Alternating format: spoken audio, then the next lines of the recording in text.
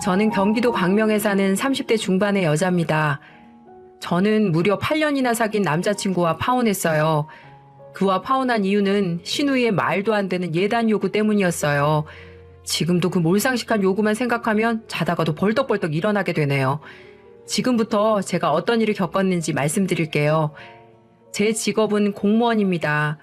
누군가는 공무원이 재미없는 직업이라고 말하지만 어릴 때부터 계획적이고 안정적인 삶을 선호했던 저는 미래가 눈에 보이는 공무원이란 직업을 선망했어요. 그렇게 저는 대학교를 졸업하자마자 노량진에 가서 공무원 시험에 도전했고 1년 반 만에 당당히 합격했답니다. 저와 대학 시절부터 만난 남자친구는 저와 같은 대학의 공대에서 석사까지 수료한 후 한 중견기업에서 연구원으로 일하고 있어요. 저희는 무려 8년을 연애한 사이랍니다. 보통 이 정도 사귀면 결혼을 얘기하곤 하지만 저희는 각자 안정적인 직업을 가졌음에도 결혼에 대해서는 딱히 대화를 하지 않았어요. 서로가 결혼이란 제도에 대해 그다지 관심이 없어서 결혼을 해도 그만, 연애만 해도 그만이라는 생각을 갖고 있기 때문이었죠. 그래서 저희는 30이 넘긴 했지만 때가 됐다고 해서 결혼하지는 말자며 연애만을 이어갔습니다. 물론 저희 엄마는 제게 네가 지금 배가 불러서 그래. 너 그렇게 한 살 한 살 먹다가는 지금은 거들떠보지도 않았던 남자랑 만날 수도 있다. 그러니까 엄마 말 듣고 지금 남자친구 졸라서 결혼해. 라며 결혼하라고 설득하셨어요. 하지만 저는 엄마의 말에 흔들리지 않았습니다. 제가 직업이 없는 것도 아니고 공무원이란 안정적인 직업이 있는데 굳이 남자에게 매달려 살 필요는 없다고 생각했거든요.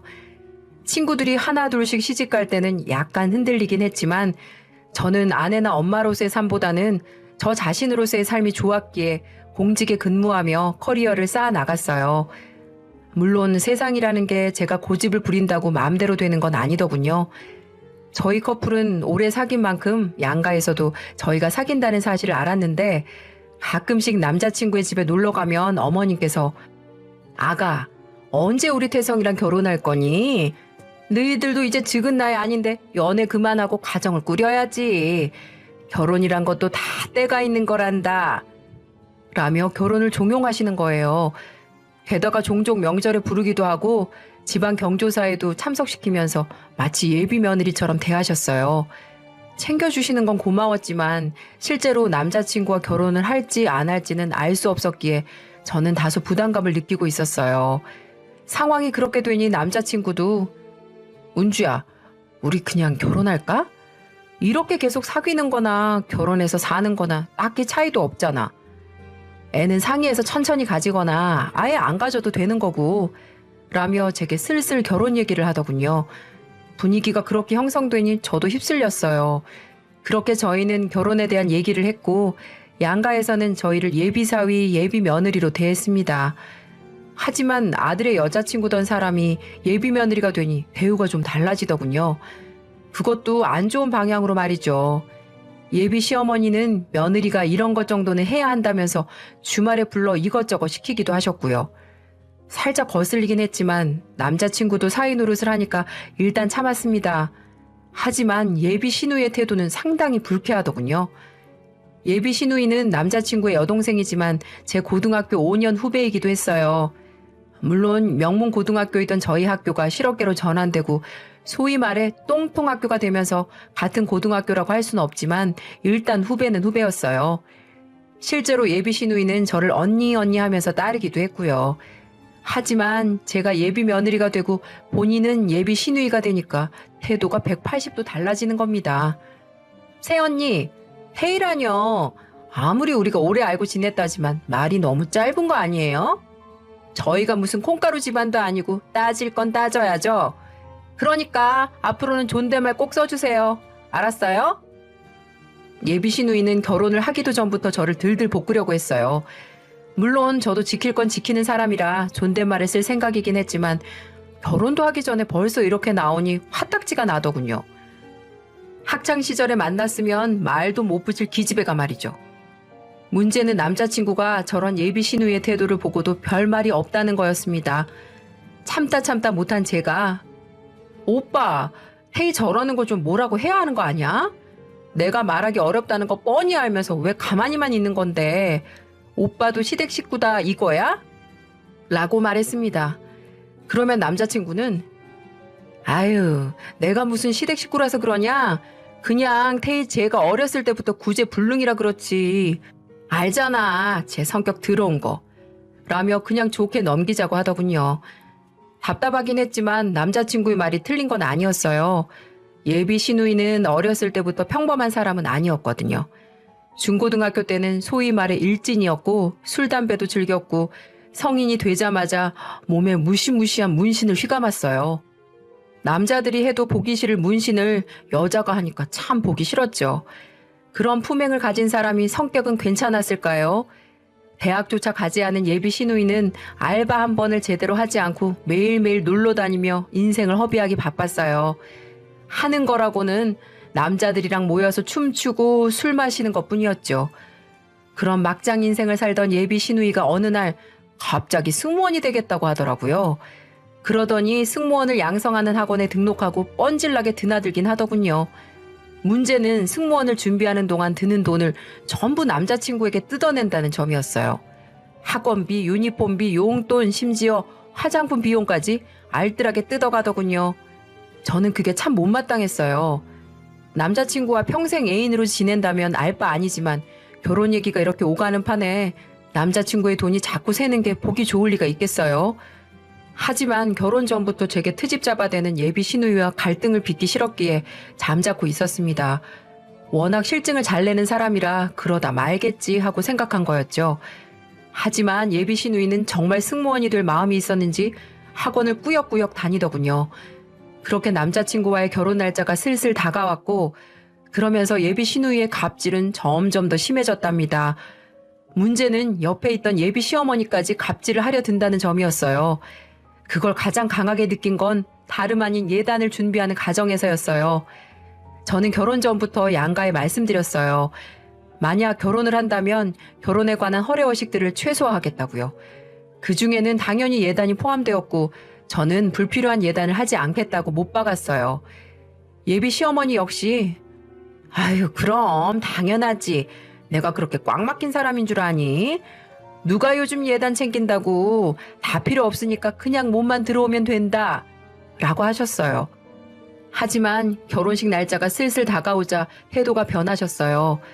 요즘은 어떤 예단을 한다더라, 이불은 촌스럽고 명품 가방처럼 실속 있는 걸 한다더라 등의 말을 흘렸거든요. 그 말을 듣는데 얼마나 사람이 간사한지 깨달아지더군요. 마음 같아선 이제라도 결혼을 얻고 싶었어요.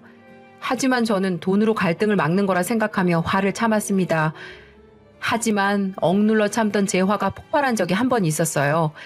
그건 다름 아닌 예비 시어머니의 생신을 석 달 앞두었을 때였습니다. 예비 시누이는 제가 동사무소에서 열심히 근무하고 있는 와중에 전화를 걸어 새언니, 우리 엄마 생신 선물 뭘로 할 거예요? 라고 묻더군요. 저는 일하는 중에 전화해 선물에 대해 물었다는 것에 한 번, 그리고 생신이 3개월이나 남았는데 벌써 선물에 대해 물어본다는 점에 또 한 번 놀랐네요.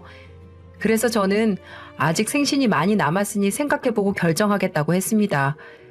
그런데 예비 시누이는 그 다음날 또다시 근무 중에 전화해서 생신 선물에 대해 물어봤어요. 저는 그제야 좀 예비 시누이의 마음을 알겠더군요. 아, 얘가 지금 원하는 게 있구나. 예비 시누이가 원하는 생신 선물이 있다는 걸 깨달은 저는 이 피곤한 통화를 끝내기 위해 원하는 선물이 있냐고 물었죠. 그러자 예비 시누이는 기다렸다는 듯이 제 생각에는 너무 과하지도 않고 초라하지도 않는 게 좋을 것 같아요. 라고 말하더니 자기가 봐둔 가방이 있다며 링크를 보내더군요. 예비 시누이가 보내준 링크로 들어간 저는 깜짝 놀랐어요. 가방의 가격이 후덜덜덜 120만 원이었거든요. 그래서 저는 이건 생신 선물로 너무 과하기도 하고 공무원 월급으론 지나친 사치라고 말하기도 했어요. 그러니까 시누이는 새언니 지금 비싸다고 말했어요? 다른 사람도 아니고 시어머니 생신 선물이에요. 근데 고작 120만 원짜리 가방도 선물을 못하겠다고요? 새언니 지금 결혼할 생각이 있기나 하세요? 라고 하더군요. 심지어 연구원 남자친구와 결혼하려면 이 정도는 기본으로 해야 하는 거라면서 훈수까지 두더군요. 기가 찼습니다. 막말로 의사나 변호사도 아니고 연구원이면서 뭘 그렇게 재나 싶었어요. 직업만 따지자면 제 직업이 그렇게 빠지는 것도 아니었고요. 이건 선을 넘어도 한참 넘었다고 생각한 저는 옆자리 선배에게 화장실 다녀온다고 하고 동사무소 밖으로 빠져나갔어요. 그리고 아무도 제 통화를 듣지 못할 곳으로 가서 야, 이태희, 내가 지금 근무 중이라 길게 말 못하니까 한 번에 알아들어. 나는 아까 네가 보낸 120만 원짜리 가방 못해. 우리가 재벌집도 아니고 생신 선물로 100만 원이 넘는 가방을 드린다는 게 말이 되니? 난 그냥 10만 원대 화장품 선물할 거니까 그냥 그런 줄 알아. 정 그 가방 드리고 싶으면 네가 직접 사드리든지 알아서 하고 라고 말했어요. 그러자 예비 시누이는 소리를 버럭 지르며 지금 말 다 했냐고, 그리고 내가 돈이 어디 있어서 그 비싼 가방을 사드리냐고 말하더군요. 그래서 저는 사드릴 능력이 안 되면 그냥 말 것이지 왜 다른 사람 들들 볶아서 선물을 하게 만드냐고, 효도를 할 거면 네가 직접 하라고 했습니다. 그러자 예비 시누이는 자기를 무시하냐며 길길이 날뛰더군요. 예비 시누이는 말이 끊기지 않을 정도로 계속해서 쏘아붙였지만 그 말엔 아무런 논리도 없었어요. 무능력함을 포장하기 위해 언성을 높이는 것에 불과했거든요. 퇴근 후 남자친구를 만난 저는 이 사실을 알렸어요. 그러자 남자친구는 예비 시누이를 감싸며 뭐 그런 걸 가지고 말싸움을 했냐고 사과하라고 하더군요. 그래서 저는 뭐? 그러면 정말 그 비싼 가방을 사드리란 말이야? 내 벌이에 그게 말이 돼? 그리고 결혼하기도 전에 120만 원짜리 사드리면 앞으로는 대체 얼마짜리를 사드려야 해? 라고 따졌죠. 그러자 남자친구는 딱히 할 말이 없는지 웅얼거리더군요. 하지만 끝까지 예비 시누이 욕은 하지 않았어요. 분명 연애 시절에는 철부지 여동생의 욕을 매일같이 하던 사람인데 결혼을 앞두니 조금의 비판도 하지 않는 거예요. 저는 그런 남자친구와 예비 시댁 식구들을 바라보며 조금씩 불안감을 느꼈어요. 그리고 지금이라도 도망쳐야 하는 거 아닌가 하는 고민을 했습니다.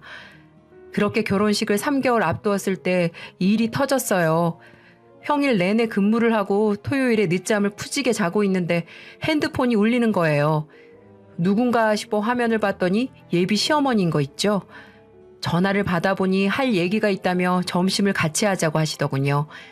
거절할까 했지만 남자친구와 결혼하면 자주 볼 사이라 저는 짜증을 억누른 채 약속 장소로 나갔습니다. 그곳에는 예비 시어머니뿐 아니라 예비 시누이까지 함께 있더군요. 예비 시누이와 생신 선물 문제로 다투었던 저는 인사도 없이 자리에 앉았어요. 그러자 예비 시어머니가 먼저 입을 여시더군요.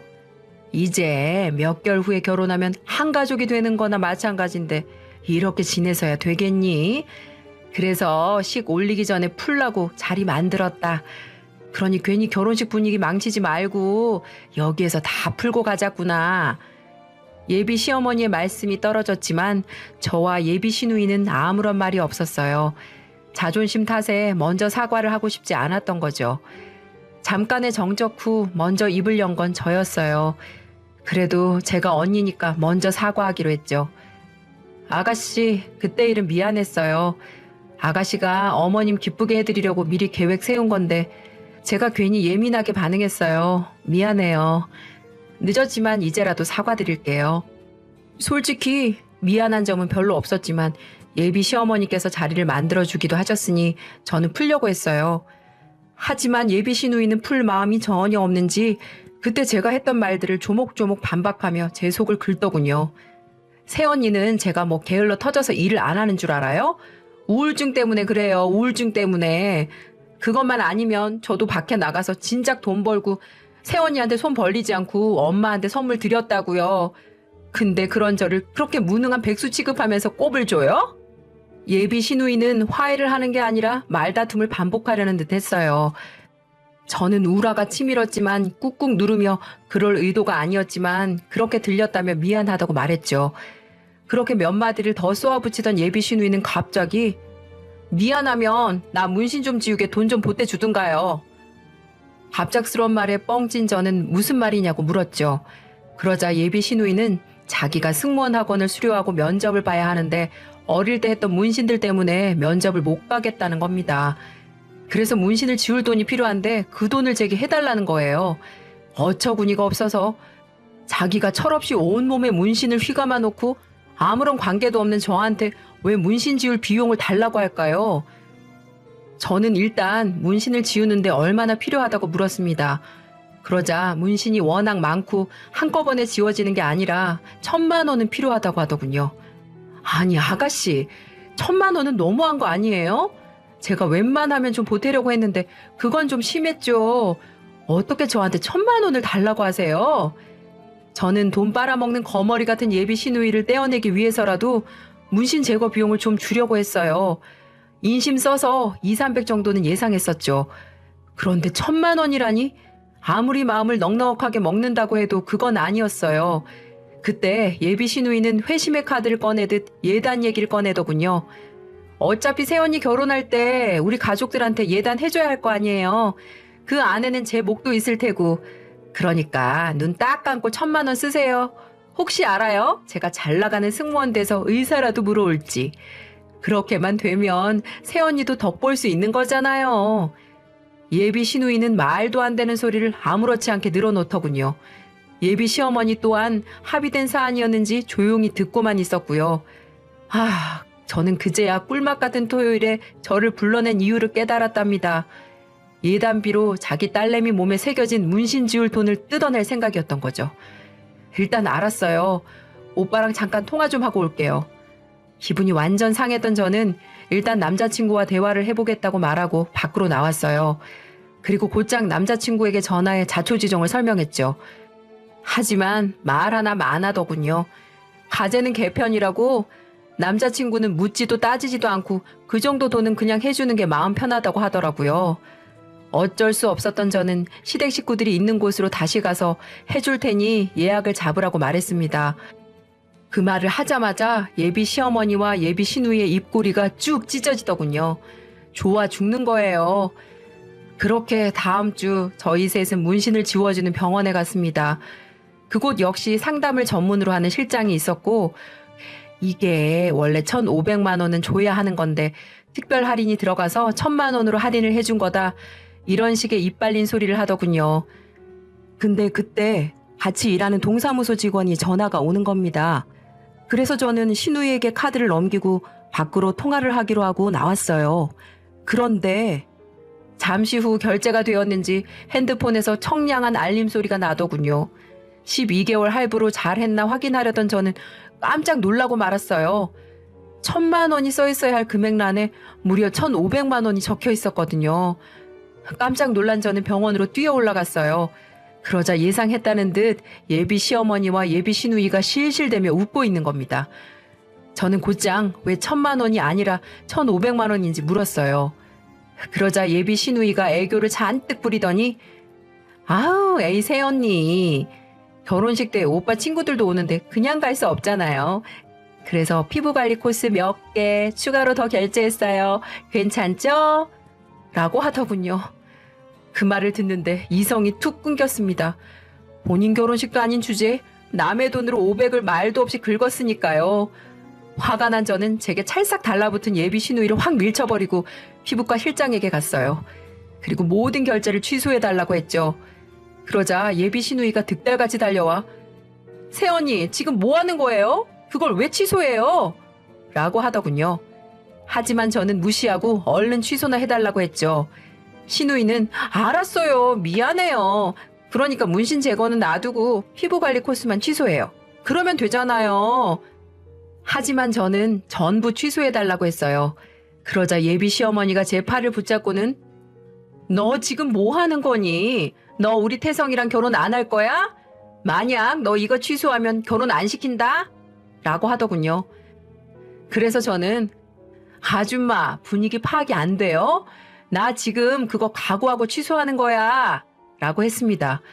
저의 차가운 반응에 놀란 두 사람이 격앙된 목소리로 쏘아붙였지만 저는 결국 결제 취소를 받은 후 병원을 벗어났어요. 소식을 들은 남자친구는 저희 집에 득달같이 찾아오더니 서은주, 너 오늘 병원에서 난리 쳤다며? 우리 엄마랑 태희한테 막말까지 하고. 너 지금 뭐 하는 거야? 너 미쳤어? 라고 하는 겁니다. 그래서 저는 미쳐? 미치긴 내가 왜 미쳐? 미친 건 너희 엄마랑 여동생이지? 라고 소리쳤습니다. 남자친구는 뭐? 너 지금 말 다 했어? 라고 하더군요. 그래, 말 다 했다. 내가 뭐 틀린 말 했어? 예비 며느리 예뻐할 줄은 모르고 어떻게든 돈이나 뜯어내려고 하는 것들이 미친 게 아니면 뭐야? 아, 미친 게 아니라 거렁뱅이들인가? 라고 받아쳤답니다. 그러자 남자친구는 저를 때리려는 듯 손을 휙 들더군요. 하지만 저는 쫄지 않고 이제 치려고? 쳐! 뭐해? 당장 치라고! 하며 얼굴을 들이밀었어요.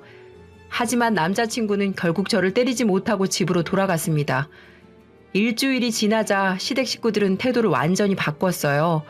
저를 줬다 빼앗는 쓰레기로 매도하던 예비 시어머니와 예비 시누이는 예단비라도 받아먹을 생각이었는지 사근사근한 목소리로 제게 전화를 해서는 미안하다며 화 풀라고 하더군요.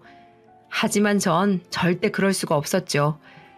싫은걸요? 이미 기차 지나갔어요. 이렇게 기본도 모르는 염치 없는 집안이랑은 제가 손절입니다. 무슨 개나 소나 다 아는 영권 아들 둔 주제에 돈 밝히기는. 그리고 당신 아들 영권 직업은 언제든지 잘릴 수 있지만 전 이 나라 대한민국 공무원이라고요. 아시겠어요? 그리고 신우한테는 그 그지같이 그린 흑장미 문신 평생 간직하고 잘 살라고 하세요.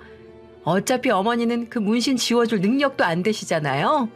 신우이는 개차반 인생이고 얼굴도 돼지같이 생겨갖고 아유 누가 데리고 갈련지는 모르겠네요. 하나밖에 없는 영권 아들은 사리 구별도 못하는 똥멍청이고 아유 제 인생 조질 뻔했는데 미리 알게 해줘서 정말 고마워요. 라고 하고는 전화를 일방적으로 끊어버렸죠. 그랬더니 또 바로 전화가 오더라고요. 야! 이런 싸가지를 어디 밥 말아 먹었나? 어디 CM이 될 사람한테 먼저 전화를 끊고 있어. 어머! 어떻게 아셨을까? 저 원래 학교 다닐 때 별명이 싸가지였어요. 그러니 끊을게요. 뚝! 그리고 문자 한 통을 더 보내줬어요.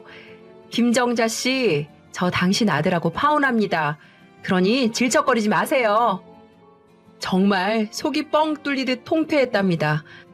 남자친구는 시어머니에게 얘기를 전해 들었는지 전화가 와서 미안했다며 다시는 어머니랑 동생이 함부로 하지 못하겠다며 거듭 사과를 했지만 전 며느리 돈이나 빨려는 그지 집안인 거 알았으면 당장 파혼해야지. 왜 파혼을 안 하냐고? 라며 소리쳤습니다. 그렇게 저는 그 빌어먹을 시댁 식구들과의 인연을 싹둑 끊을 수 있었어요. 파혼을 한 뒤에도 그들은 번호를 바꿔가면서 연락을 해왔지만 저는 전부 무시했어요. 그런 집안의 며느리로 들어갔다간 저는 물론 저희 친정과 미래에 태어날 아이까지 고통 속에 살 게 뻔하니까요. 비록 8년 넘게 사귄 남자친구와 파혼을 하게 됐지만 저는 전혀 아쉽지 않아요.